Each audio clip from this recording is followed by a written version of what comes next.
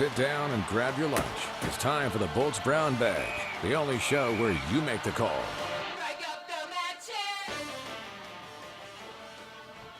And welcome to another edition of the Bolts Brown Bag, coming live to you from our 10 News Cafe patio out on our cafeteria, real working lunch cafeteria here at 10 News, where we talk Chargers football every single Monday at 12:30. Good to have you with us. I'm Ben Higgins, sports director here. We got a good show planned for you, assuming everything comes together as planned. My special guest co-host today is going to be Jim Trotter from ESPN. He's on his way back from covering the NFL on assignment, and he just landed here in San Diego, so should be pulling in a few minutes, and we'll talk about all the big issues in the NFL today, including Roger Goodell and his perhaps ill-fated press conference last week trying to deal with the Ray Rice and the Adrian Peterson situations, Greg Hardy in Carolina, and the fire that he's come under over the last few days. But we're also going to be taking your Skype calls as well at Bolts Brown Bag if you want to Skype us in. This is your show. We want to hear your opinion. We got a 2 patty melt minimum out here on the patio, but you can talk Chargers football anytime you want. Just bring your brown bag and join us as we get started here after a 22-10 win over the Buffalo Bills yesterday in Buffalo. Solid road win for the Chargers, who are now 2-1 and tied for first place in the AFC West with the Denver Broncos, who were overtime losers in Seattle against the Seahawks 26-20. So 3 weeks in, the Chargers are almost where they wanted to be, 3-0, other than a 1-point loss in Arizona against a team that's currently undefeated. Doing so far so well at 2-1. Talk about it. Of course, there were some issues in the game, the biggest being the injury to Danny Woodhead that happened in the first quarter. Mike McCoy expected to meet with the media, but the news is not supposed to be good with Danny Woodhead. And if you saw the injury, you know what I'm talking about. His right ankle just kind of crumpling underneath him inside the pile. And the expectation is that the Chargers are going to be without their offensive spark plug, their third down star for the rest of the season. So looks like it's going to be a tough one for the Chargers. All right, we're going to go out on the line right now, though, on the phone. And joining us right now, we are hoping to be joined by Chargers kicker Nick Novak. Nick, are you there? Let's see if we got Nick lined up here. All right, we're going to try to get that. That didn't go through, but we were hoping here to be joined by Chargers kicker Nick Novak at some point here on the program. So we've got lots to get to today, including your Skype calls. We'll talk about Chargers football, but the Chargers have a big issue with what's going to happen with Danny Woodhead and how they're going to replace him with Ryan Matthews, already injured last week. Down 2 running backs. Really looks like the Chargers and Tom Telesco, the general manager, were wise in the offseason when they signed Donald Brown to a 3-year contract. So let's see. Let's try one more time here. Do we have – no, we don't have Nick Novak. We keep trying that, but I can't seem to get the microphone online. So if we want to work on that technically, we can see if we can get that going. But the Chargers will be relying heavily now on Donald Brown, who they picked up in the offseason, former free agent from the Indianapolis Colts. He got 37 touches in the game yesterday, 31 carries, and 6 receptions. That's a heavy workload for a running back to be asking for. Certainly can't expect that week in and week out from Donald Brown. So the Chargers are going to have to rely on some of their younger players.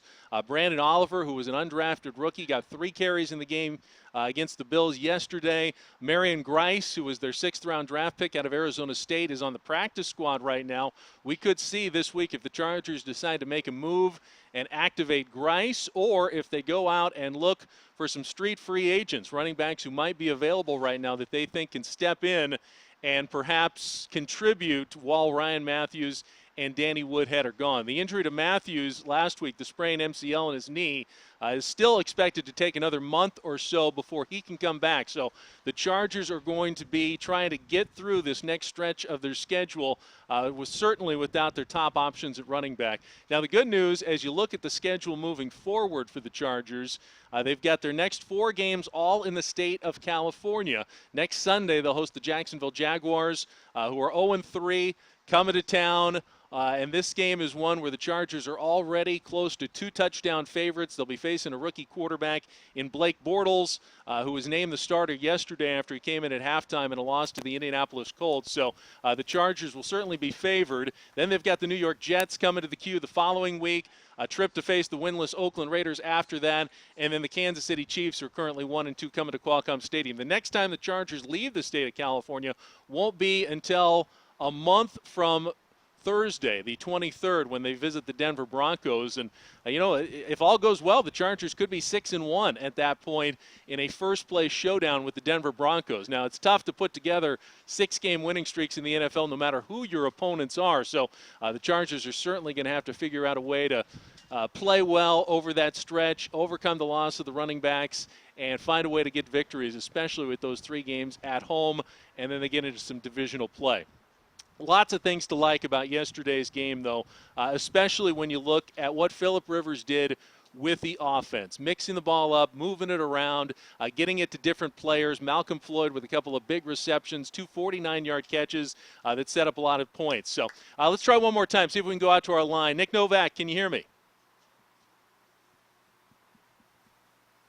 Still no Nick. All right. So far, third try is not the charm. Usually the third try is supposed to be the charm, but we'll keep working on that and see if we can get Nick lined up. If not, Jim Trotter is supposed to be joining us again as well in just a few minutes as he makes his way to our patio after getting off a flight. He's been covering the NFL all week and all the issues, so I'm excited to see what his insight is. But back to what I was talking about. The exciting things, even though the Chargers only scored 22 points and a couple of those came on a safety, the fact that Phillip Rivers has been able to get so many different targets involved in the first 3 weeks of the season. Yesterday, Malcolm Floyd had the 2 big catches, as I said, for 49 yards each. Those set up 10 of the Chargers' points.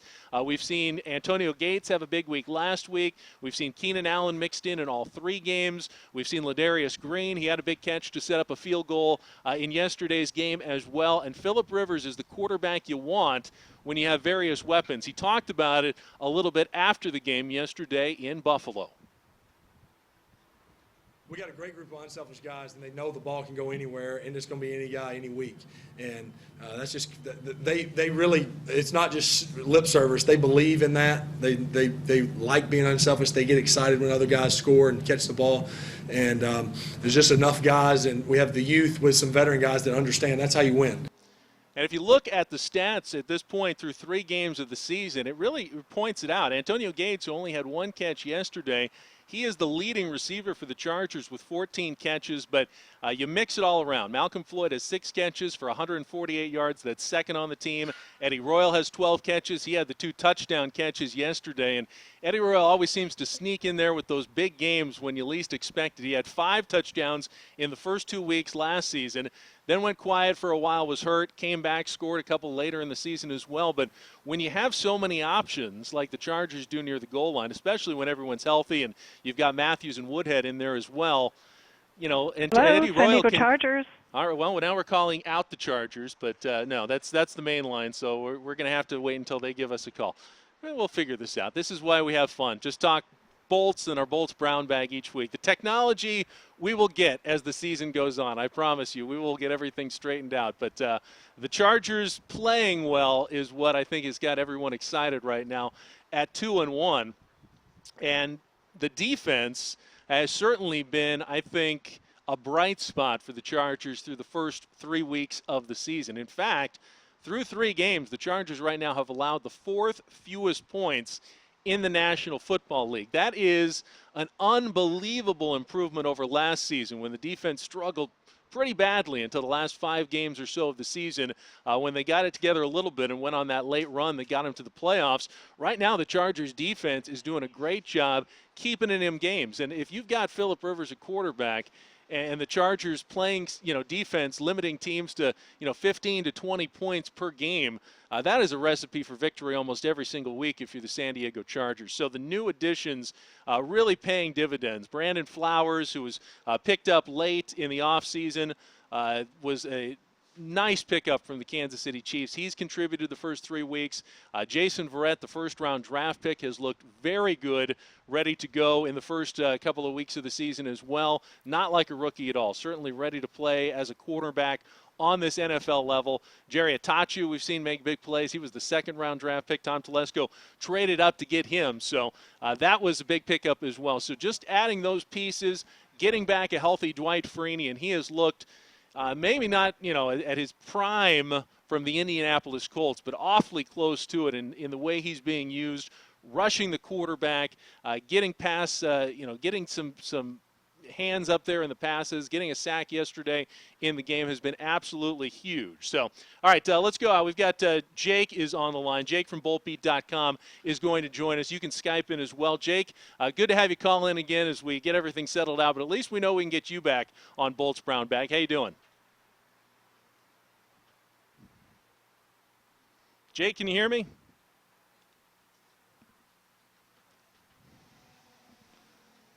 All right. Well, I've got Jake on the computer here, but we're not hearing him and we're not seeing him. So we'll continue to work on our technology issues here on Bolts Brown Bag. You knew this was coming at some point.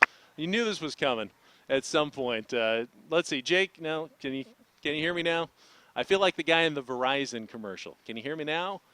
Can you hear me now? Yes. Hey, I just heard you. Jake, I got you. Thank you. Congratulations. Yeah, sorry about that. Welcome back to Bolts Brown Bag. I knew something good was going to happen on this show finally. Thanks for having me on again, Ben. I appreciate it. Excellent. So what were your impressions of yesterday's game against the Buffalo Bills? Well, you got to look at it from this perspective. The Chargers historically, the last 5 times that they have played the AFC East going on the road, they're 1-4. And, Phillip Rivers has not put up traditionally good numbers. And when you come into a hostile territory like Buffalo has a very good defense. And when you coming off of a win against Seattle, a lot of people figured this would be a trap game for the Chargers going into hostile territory. The Chargers didn't miss a beat. They came out, they executed their offense. They started throwing the ball down deep to Malcolm Floyd, 2 catches for 49 yards. It was nice to kind of see that facet of the game come back rather than the new grinded down run game style that the Chargers have implemented lately. But Phillip Rivers looks solid, looks poised. How can you go wrong with 18 to 25 for 256 and 2 touchdowns?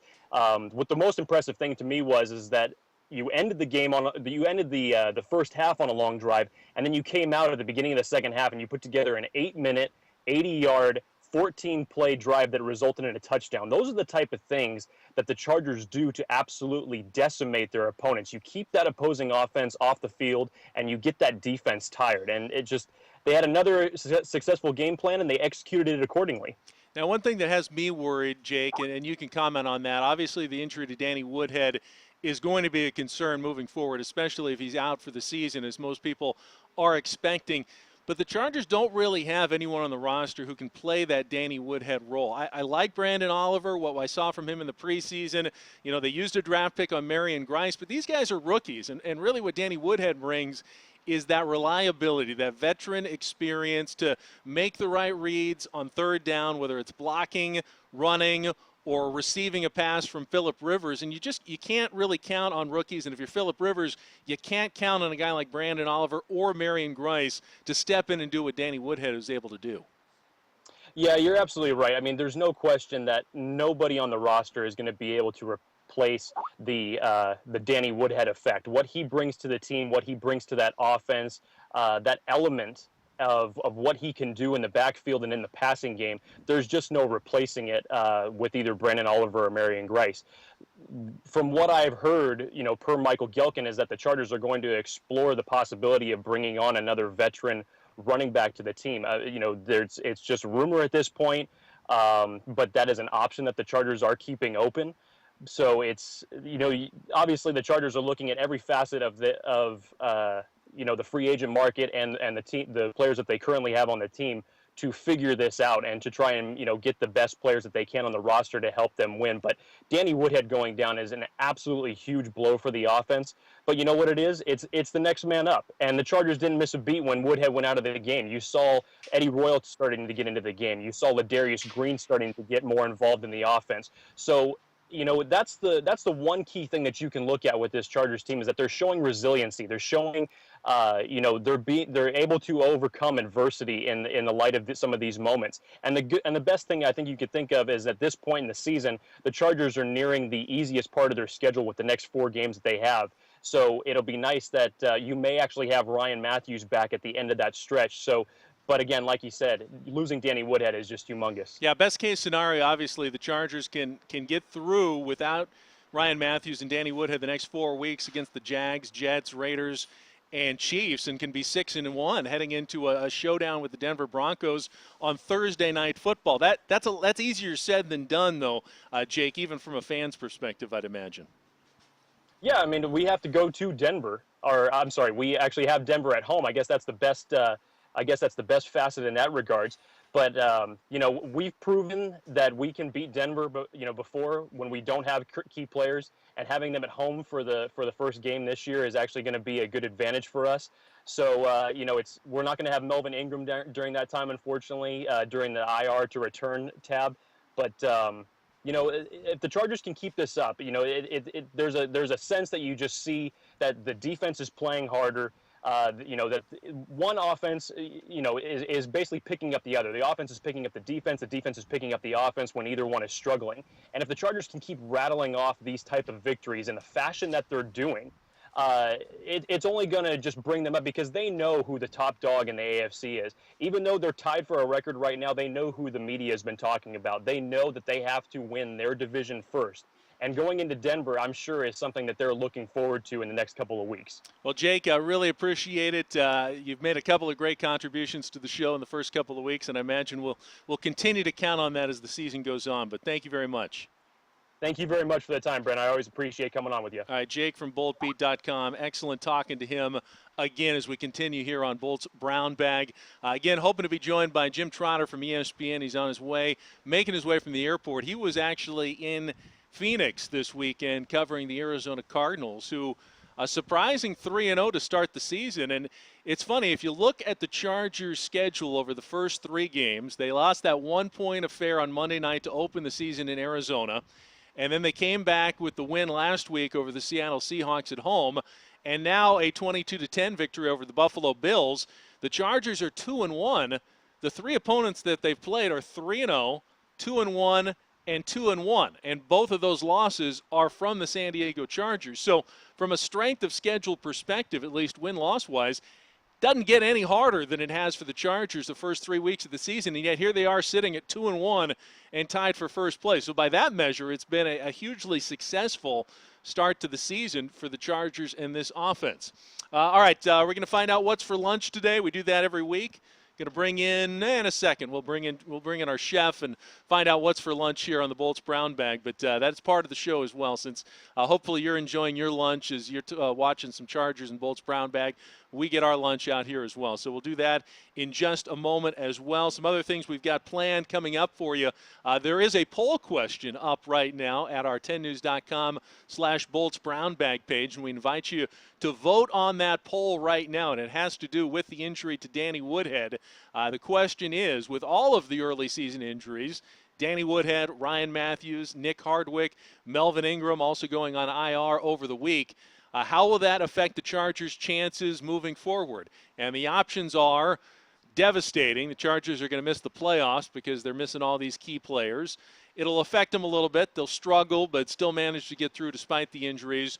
Or not going to affect them much at all. The Chargers will continue to roll on despite the injuries. The old next man up philosophy where someone steps in and gets the job done. So vote on that poll. Coming up near the end of Bolts Brown Bag, we'll have some results for you and see what you think about what's going on in the Bolts. But it should be right there to the right of the little viewer where you're currently watching Bolts Brown Bag right now. So time for What's for Lunch, and we don't have Brandon this week. He was trying to come in, but instead of Brandon, we have our head chef, Charles Weeks, is joining us. Chef Charles, come on in and let us know what we've got for lunch today.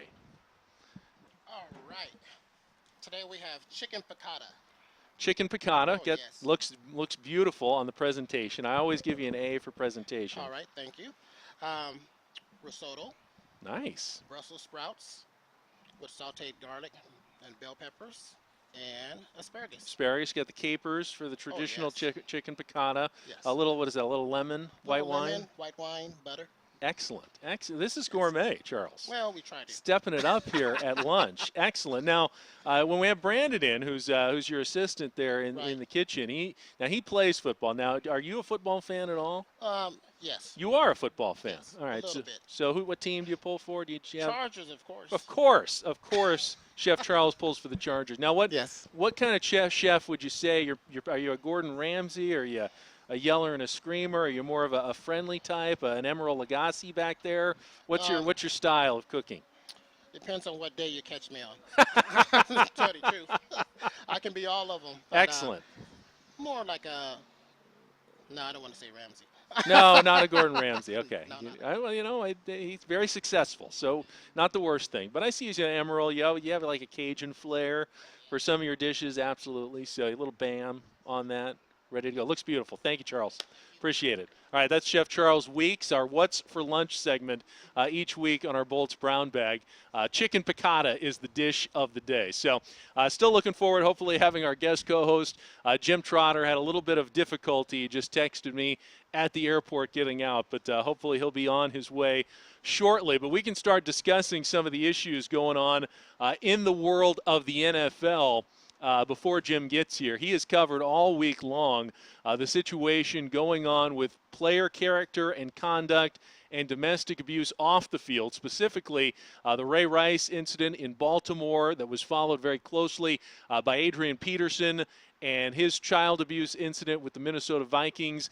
Ray Rice, of course, was dismissed and released from the team by the Baltimore Ravens. Adrian Peterson is currently inactive as his court case gets settled. He was placed on the commissioner's permission list, so waiting to resolve everything that goes on there. But this has become a major topic, not just among football fans now, but starting to get very much into the mainstream. If you watch ABC World News, you probably see stories on it every single night from a national perspective as well. And even last night, we have some video for you. It went to the program Last Week Tonight with John Oliver, who offered his take on Roger Goodell's press conference on Friday addressing the Ray Rice, the Adrian Peterson issues, and the lack of credibility right now in the NFL league office. So just be forewarned, a little bit of language from John Oliver, but he gets his point across along here. Another terrible 7 days for the NFL, with yet more news regarding serious domestic abuse. Everyone had significant questions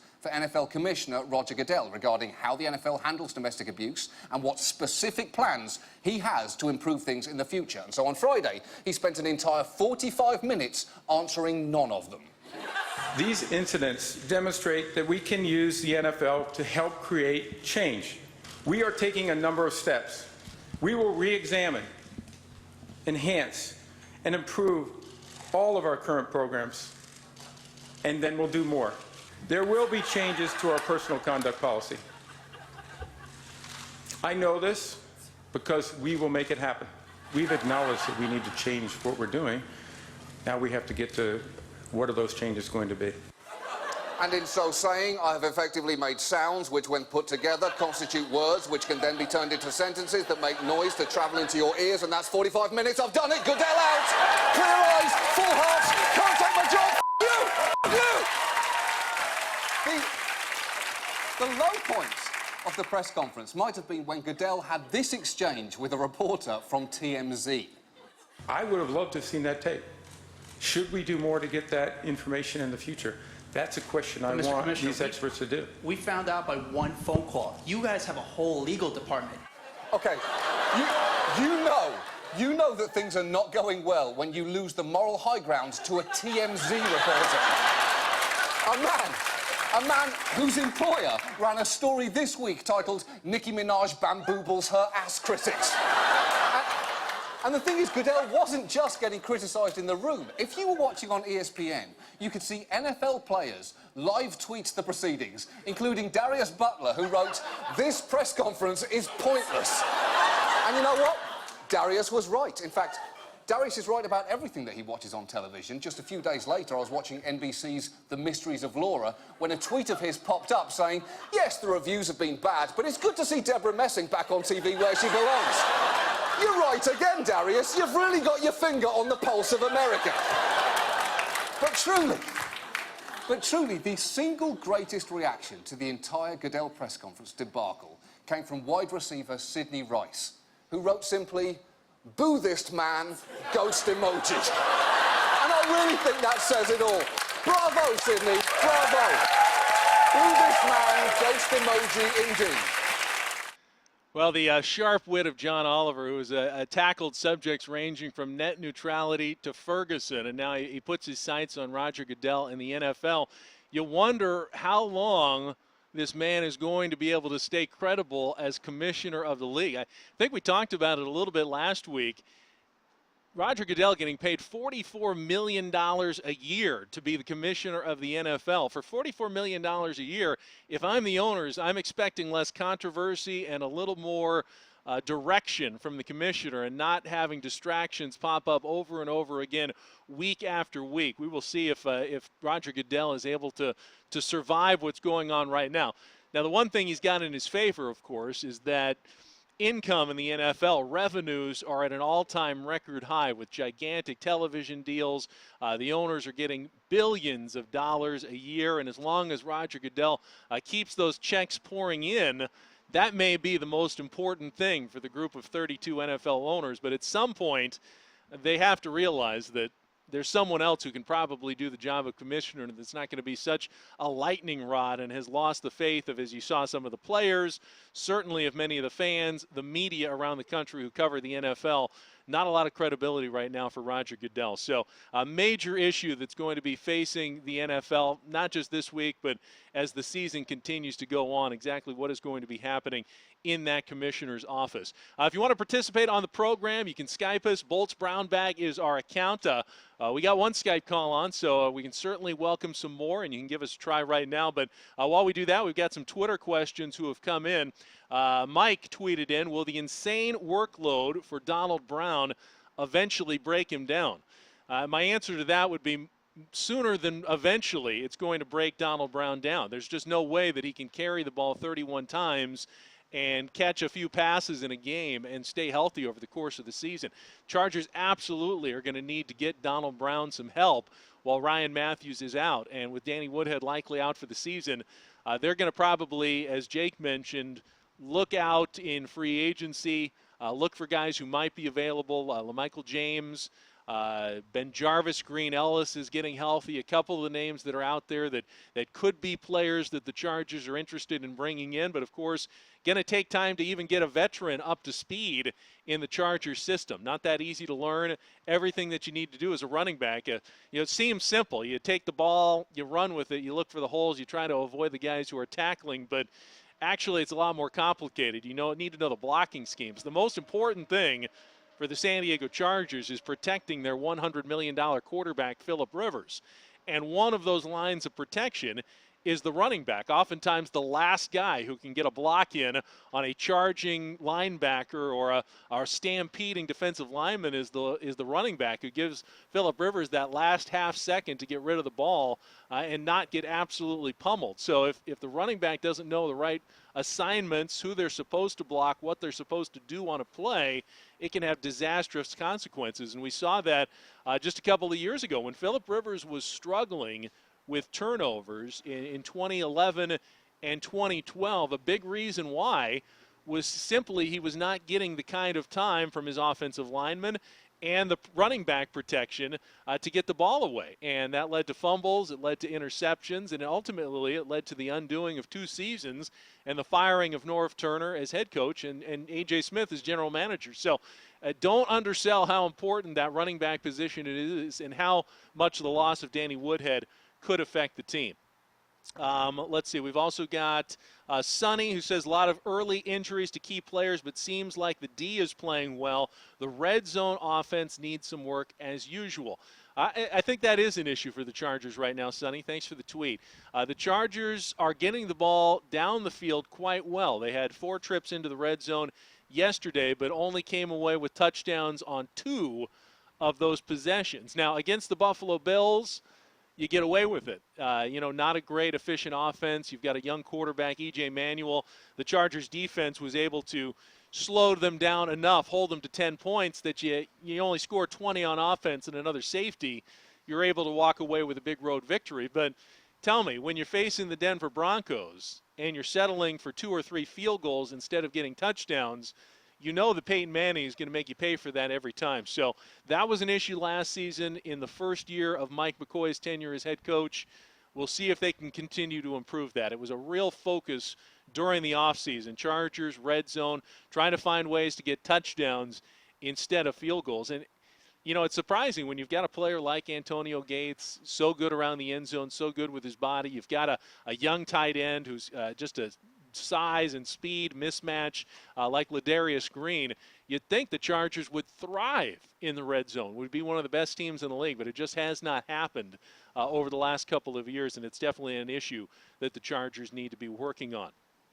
Get to some more tweets in just a second. If you want to Skype in, Bolts Brown Bag, Jim Trotter is on his way. Hopefully he makes it at least for the last 20 minutes or so of the program so we can get some of his thoughts on what's going on with the Chargers and the entire NFL. But each week we give away our Bolts Brown Bagger of the Game award. It goes out to a player who's not necessarily the box score hero, the guy who scored all the touchdowns, or Phillip Rivers every week. Goes to someone who more quietly gets the job done. And today's winner is linebacker Manti Te'o. If you watched the game yesterday, you might not have even remembered Manti's name getting called much, but he led the Chargers with 10 tackles in yesterday's game and nearly came up with his first career sack. In fact, he was right there. It looked like maybe he and Dwight Freeney both took down E.J. Manuel at the same time. The box score credited Freeney with the sack, but Te'o was there with pressure on the quarterback, got his hands in on a lot of plays. He's been playing a lot faster this season. He's getting to the ball quicker. You're seeing what that experience, that rookie season, is doing for last year's second-round draft pick. And you're also getting to see, I think, Manti Te'o healthy for the first time after suffering a foot injury in the preseason last year. Manti Te'o just hobbled through the entire season at less than 100%, had surgery in the offseason, got better in time for training camp, and now we're starting to see the guy who you kind of remember at Notre Dame, had a nose for the football, knew which direction to go, and even though he didn't have the fastest 40 time, even though he isn't the most athletic specimen in the NFL, he's playing against bigger, faster, stronger guys. He does know what football is all about, and now that he's comfortable in the Chargers system, you're seeing that develop out on the field for Manti Te'o, and you're seeing better results out of the second-year linebacker. So congratulations to Manti Te'o, who wins our Week 3 Bolts Brown Bagger of the Game award, bringing his lunch pail, getting the job done for the San Diego Chargers. Got some more tweets here for you. Christopher on Facebook actually says, Rivers needs improvement on offense, especially in the red zone. We talked a little bit about the red zone issues, but in terms of improvement for Phillip Rivers, I don't know what more you can really ask out of the San Diego Chargers quarterback. Through 3 games now, Phillip Rivers has completed 67 of 98 passes, so he's hovering right around that 70% mark, which is absolutely phenomenal for a quarterback. 778 yards, it's 255 per game, 6 touchdowns, and only 1 interception, and that came when Eddie Royal stopped on his route on that first Monday night game against the Arizona Cardinals. In fact, I saw suggested in a couple of places, only 3 games into the season, but if you were going to vote on an NFL MVP through the first 3 weeks of the season, that Phillip Rivers might be the most logical choice right now, especially considering, Peyton Manning just suffered a loss. The Chargers beat the Seattle Seahawks, so if you're looking at a Russell Wilson or a Marshawn Lynch, Phillip Rivers might be the guy, the most valuable player in the NFL right now. So, sure, there's always room for improvement, even for Phillip Rivers, but he is playing at an extremely high level right now. I mean, fantastic level. So let's appreciate, as Chargers fans, what we have going right here. We've got a quarterback in his prime who is playing at close to the top of his game right now. If he continues to do that, Phillip Rivers will absolutely be an MVP candidate at the end of the season. Colette on Facebook writes in, let's not get ahead of ourselves. 1 game at a time. Whenever fans feel cocky, it goes downhill from there. I think you have a right to be confident about this Chargers team. I mean, the injuries are the big question. And as I said earlier, even though the schedule over the next month breaks down favorably for the Chargers with the Jaguars and the Jets, 0-3, 1-1 coming in, and then at the 0-3 Raiders and hosting the 1-2 Kansas City Chiefs. it sets up very well for a 6-1 start. That's by no means assured, though. The Chargers will likely be favored in all 4 of those games, but we saw the Chargers favored a number of times last year against the Oakland Raiders early in the season on that late Sunday night game, turned in one of their worst performances of the year. Everyone thought they were going to go to Washington and beat that team, and then on the last play, they couldn't get it done from 1st and goal at the 1. Ended up losing in overtime on that one. So that is an issue. How are the Chargers going to play once we expect them to win? Last year, they went 5-2 against teams that made the playoffs. So far, they're 2-1 against 3 teams with a winning record. They're going to be favored for the first time this week when they take on the Jacksonville Jaguars. We'll see how they respond against a team that they're supposed to beat. Are they going to come out with the same focus and the same intensity that we've seen in the last couple of weeks coming out with a victory? I think that is one of Mike McCoy's strengths. He doesn't let this team get ahead of themselves, even though we may like to talk about it in the media and on Bolt's Brown Bag, what's coming up for the Chargers, and we can take a longer view of things. I guarantee you in that Chargers locker room, they are taking things one game at a time, and they're looking at the Jacksonville Jaguars right now. They know they've got a rookie quarterback in Blake Bortles coming in. And the one thing that the Chargers do have is they now have a full week to prepare. They got at least a half a tape of Blake Bortles from yesterday against the Colts. They've got tape on what he did in the preseason, and you can guarantee the defensive coordinator, John Pagano, right now is just dissecting where the weaknesses in that game may be. And Bortles from Central Florida, an amazingly talented quarterback coming out of college, was the 2nd overall pick in the draft last year, but takes a long time to get comfortable in the National Football League as a quarterback. And they're going to see some things on that tape that they think they can exploit. If they can successfully exploit what they see, they should be able to force Blake Bortles into a few mistakes on Sunday at Qualcomm Stadium. That should be able to lead to a Chargers victory, even without some of their offensive pieces that are currently unavailable, like Danny Woodhead and Ryan Matthews. A couple of other things. James on Facebook says, I was worried about depth, but that is showing to be a strong suit. Telesco is a genius, signing Brown and other additions to add depth. You really have to say hats off to the Chargers general manager, James. It's a good point. When Donald Brown was signed, and this was the first big move of free agency, the very first day, I believe, of free agency, we were all kind of scratching our heads when the Chargers went out and signed a running back to a 3-year contract for $10 million. Running back? I mean, you've got Ryan Matthews. He's coming off a Pro Bowl season. You've got Danny Woodhead already there. And haven't we been hearing in the NFL the last few years, running backs are, dime a dozen. You can pick up a decent one off the street. Why are you investing money in a position that you don't really need? That seems like a waste. Well, fast forward 3 weeks into the regular season, and all of a sudden you see exactly why Tom Telesco decided that he needed a little more depth at that position.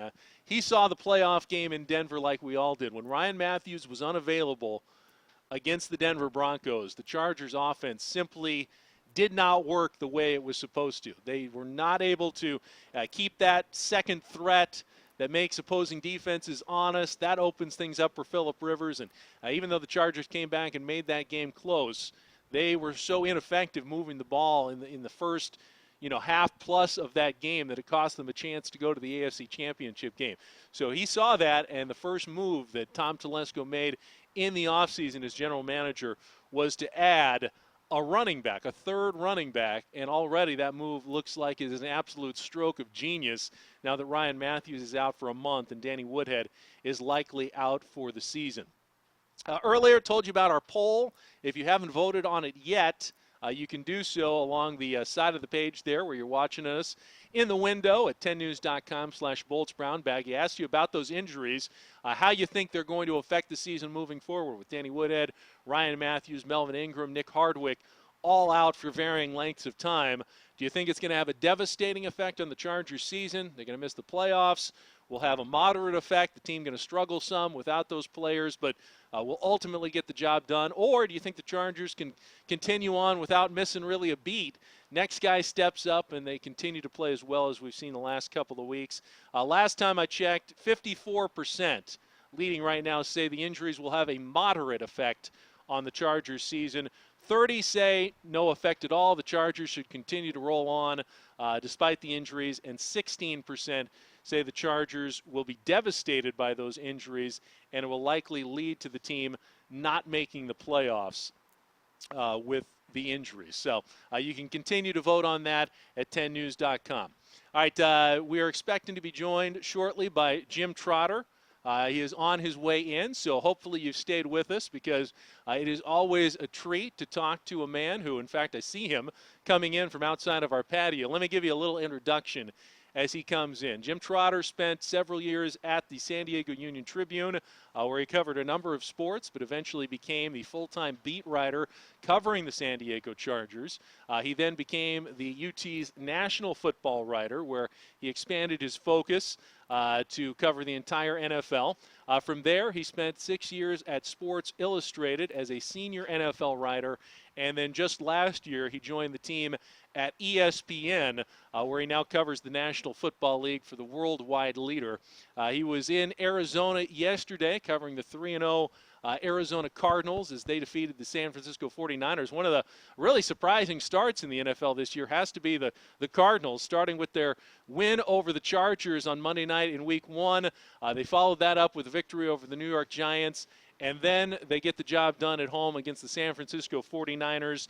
Yesterday, Jim Trotter was at that game. He flew back to San Diego, got straight from the plane here to our Bolts Brown Bag set, and joins us right now. Jim, thank you for making it. I appreciate you hustling on over from the airport. Oh, my pleasure, man. So tell us just, since you were coming from Arizona, I mean, the Cardinals have to be one of the surprising stories with Drew Stanton at quarterback the last couple of games, leading the team to a 3-0 record. Yeah, even more than Drew Stanton at quarterback for the past 2 games is their defense. When you think about from last year, they've lost, marquee key guys for them. You lose Darnell Dockett for the year. You lose both inside starting linebackers in Carlos Dansby and Darrell Washington. You lose John Abraham, their best edge rusher, potentially to retirement because of concussions. And yet they're tied for second in points allowed, fourth, I think, in rushing yards allowed.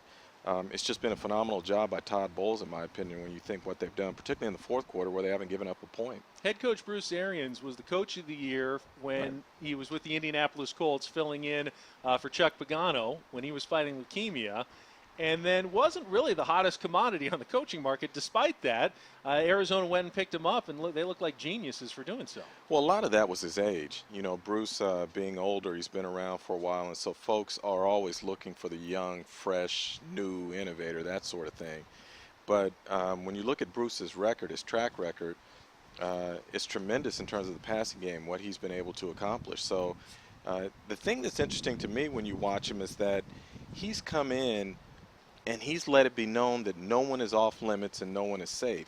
And so you look at a guy like Larry Fitzgerald, who was on track as a Hall of Fame type player, and Bruce comes in and says, you know what, we don't design plays for one player. We design plays to get guys open. And so you look at Larry, and his numbers are way off this year. And in fact, he's been more of a decoy than anything and has created opportunities for Michael Floyd and John Brown. But Bruce doesn't care about that, and the players have bought into that. As it relates to the Chargers, we look back at Week 1, and I think Chargers fans were certainly disappointed in what happened on that Monday night, blowing the fourth quarter lead and losing by 1 point. But all of a sudden, that loss certainly isn't looking like a terrible one. 1 point on the road to Arizona. Then they come back, they beat the Seahawks at home, and then they go and beat a Buffalo team that had looked really sharp in the first 2 weeks in beating beating the Dolphins and the Bears on the road. Now all of a sudden the Chargers at 2-1 have to be feeling pretty good about where they are. Yeah, the thing about San Diego right now, I didn't get a chance to see that game, look at the tape yet, but what I liked about it just from afar is that they showed some mental toughness. This is a team, in my opinion, in recent years that has not been mentally tough. It would play to the level of its competition. And if you want to take that next step and be one of the elite teams, you've got to play up to your standards every week, and they didn't do that. Well, coming off a big win over Seattle, traveling across the country, losing another player in that game in Woodhead, and you find a way to just win it. You don't have Melvin Ingram. that showed me a lot without even watching the tape yet, just about where they've come mentally. You covered the start of Philip Rivers' career as a day-to-day beat writer covering the team, and have kind of seen him develop over the last decade from a little afar at Sports Illustrated and now ESPN. But what have you seen? Just kind of, a lot of people say through 3 weeks he'd be one of the leading MVP candidates of the year, just in the development in your eyes of Philip Rivers as a quarterback. The thing I saw this late last year, was I thought he finally got to that point where he stopped listening to outsiders. He will never admit it, and he's told me it didn't factor into anything. But last year I thought he played with a sort of freedom where he wasn't trying to prove anything to anyone. He was simply going out trying to win games. And I thought, to me, at least from afar, I thought there was a pressure lifted off of his shoulders. And I think that now he's just going out and playing. And I think the fact that he also has a head coach who has given him more responsibility or freedom at the line of scrimmage is huge for him, because he's so smart. He understands the game. And when Mike McCoy needs to reel him in, he knows how. But for the most part, I think Philip likes the challenge, because it's interesting. Before Norv was fired, Philip was his biggest cheerleader. And, you know, you get so comfortable that sometimes you don't realize what else is out there. And I think in his heart of hearts, if he were to be truthful right now, he would say the change in coaching staffs is good for him. I was just going to ask you that, because, I was going to say he was such a vocal supporter of Norv Turner, and not necessarily that was the best thing for him at the end of Norv's tenure. And I think he has just been so revitalized by a new offense, getting rid of the ball quicker, not being so dependent on those long strikes, although he worked a couple of them in to Malcolm Floyd. Great to see Malcolm back as well yesterday. It's great to have that weapon, but when you rely on it and you've got a shaky offensive line, I mean, that was a recipe for disaster in 2011 and 2012 when turnovers were plaguing him. It just was a bad combination. No, you can't. 7-step drops with a leaky line does not work in this league. So, no, Mike came in, he was smart. The thing I've always respected about Mike McCoy, and it goes back to his time in Denver, when I went in there when I was at SI to do a piece on Tim Tebow, and they had Kyle Orton starting at quarterback early in the year, and they made the change to Tim, and all of a sudden Mike McCoy had to go with a completely different offense from what they had installed in the offseason and training camp, all those sorts of things, and he did it on the fly. And the thing that I respected about him is that he said, we're going to adjust to what our players' strengths are. We're not going to say to them, you've got to run our system. And to me, that's great coaching. And that goes back, you can look at Arizona again right now on defense. One of the things that coordinator Todd Bowles says is, look, we lose a guy like Darnell Dockett, who was an every down player for us, was in every package. Well, we know we don't have one guy who can play in every package like he did. So what are we going to do? We are going to find the strengths of the players that we have left, and then we're going to put them in situations where we can maximize their strengths and hide their weaknesses. So, for instance, they put Tommy Kelly in the base defense because he's a big body and he can plug the run. When they get in passing situations, they go to Frosty Rucker, who's more athletic, more mobile. So, and it's working right now. Whether it'll hold up over the season, I don't know, but it's working. All right, you found Bolt's Brown Bag, 10news.com. Glad to have you with us. I'm Ben Higgins. Special guest here is Jim Trotter from ESPN. Jim, let's talk a little bit about what's been going on in the commissioner's office nationally. You wrote about it this week and called his press conference on Friday basically completely lacking in substance. You missed it before you got here. We played John Oliver from HBO last night, attacked Roger Goodell in that press conference just ruthlessly. If you haven't seen it yet, you're going to have to check it out. But I thought he echoed some of the things you actually wrote about this week. Can Roger Goodell survive this mess that's been created around him, and that he's certainly looked incapable of really getting a grasp on to this point? Absolutely, he can. Every owner I've talked to has said to me they support him, and they have said the only way that he would be out in their mind is if the investigation shows that he lied about seeing the tape. Short of that, they've said he has bungled this. They don't understand why he's so power hungry in terms of player discipline. And in fact, I've had a couple say to me that if it were up to them, they wouldn't want player discipline. They would want a neutral person handing out that discipline, but Roger wants it.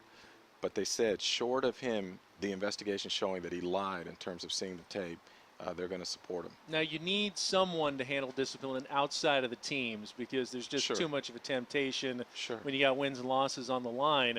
Even though, I'm sure that that there's But backlash. it doesn't with have to be the commissioner. But it doesn't have to be the commissioner. They could an ex-judge, Sure. something like that, to come in and be an independent arbitrator of this decision. It seems like such a simple solution that would satisfy almost every party. Even I would imagine the Players Association would probably be in favor of that. Well, that's what they've been pushing Yeah. for since the labor agreement or since the labor negotiations back in 2011. And Roger would not put that on the table. I think now we're finally at that point where we're seeing that it may change, because what he said in that press conference was that everything was on the table. People are going to hold him to that. And I can assure you that the union is going to push hard for neutral arbitration. And if they can get one step beyond that and having a completely independent person oversee discipline, not just appeals, but the total discipline package, they'll go for that. So from my standpoint, I think it's a very interesting time in terms of this relationship, because Roger Goodell and DeMaurice Smith, the executive director of the Players Association, have never been close. And there's a real issue involving a lack of trust between the two of them. But the stuff that I'm hearing now is that maybe this is finally the crack in the door that brings these two together to say, for the good of the game and the good of the league, these two are going to have to work together, which means Roger's going to have to make some concessions. I know, Jim, you spent some time covering both the Ravens and the Vikings while at Sports Illustrated, now at ESPN. I'm sure dealt with Ray Rice and Adrian Peterson. How personally surprised were you when the allegations, these facts that have come out in the last couple of weeks have surfaced? I've talked to both, but I don't have a personal relationship with either of them. So I can't say I was surprised at all. The one thing, look, I've been covering the NFL for almost 2 decades. The one thing I've learned is that we don't really know these guys as much as we think we do. So it's very rare that I'm shocked by something that goes on with a person. In Adrian Peterson's case, there's no way to condone what he did to his child. But from a sociological standpoint, I can understand how he got there, because that was how he was brought up. So I think there are some mitigating factors, even though, again, I could never condone what he did. Ray Rice, I just don't understand that. And I've made the argument, as someone who in my own family has seen domestic violence, he just looked really comfortable when I saw that first videotape with his fiancée being on the ground unconscious. And I didn't see that reaction of, oh my God, what did I do? Which made me wonder if it was the first time that it happened. And when I had conversations with people at the NFL immediately after his 2-game suspension, when I was critical of it, they were telling me be very careful about that. And maybe it was the first time. The things I've read, even in the Outside the Lines piece, now sort of leads me to believe that maybe it was the first time in terms of his reaction after and what he has said to his friends and whatnot. But you just can't have that. I know the Ravens owner is scheduled to speak to the media here this afternoon.